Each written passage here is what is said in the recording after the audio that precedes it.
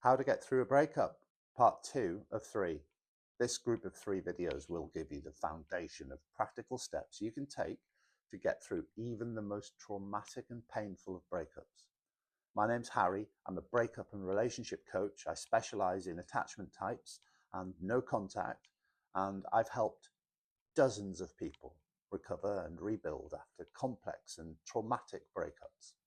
So let's get into it. Once you've begun dragging yourself outside, I want you to begin associating one additional thing with it. And that thing needs to be something healthy. A pint of water, a fruit tea, a piece of fruit. Something that you put in your body that shows your brain that you do actually care about yourself. So, before you leave on your walk or your waddle, grab a water bottle, an apple, whatever it is, whatever's easiest, and go. It doesn't matter what you're wearing.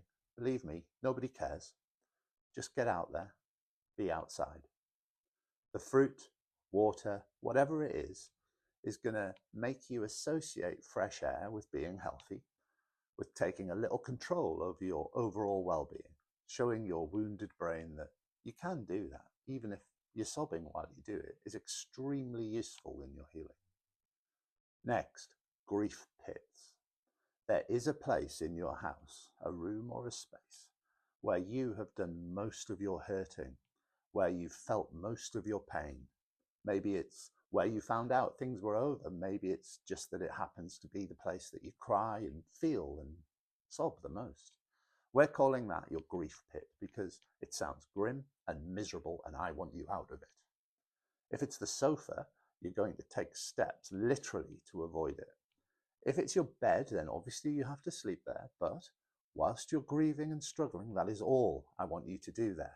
So if you find yourself lying awake, staring at the ceiling, or worse, old messages on your phone, I need you to get up. You're not sleeping anyway. That bed isn't serving you. Get up.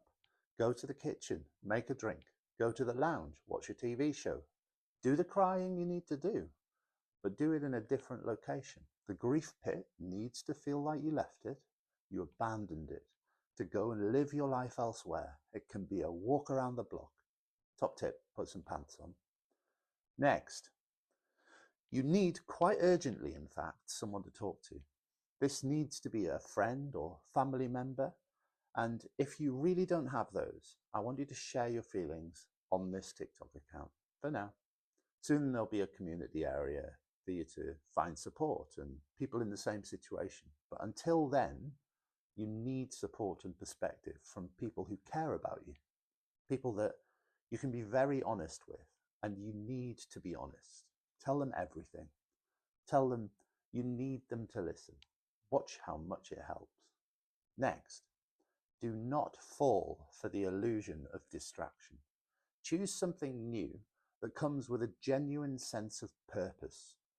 Advice on social media and in magazines and everywhere tells you, keep busy and distract yourself. Let me tell you why that's nonsense and why it seems so utterly out of reach and ridiculous to you right now.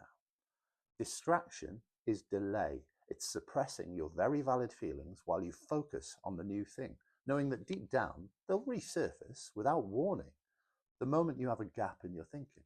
Distraction is damaging because it teaches us to behave the way avoidant people behave.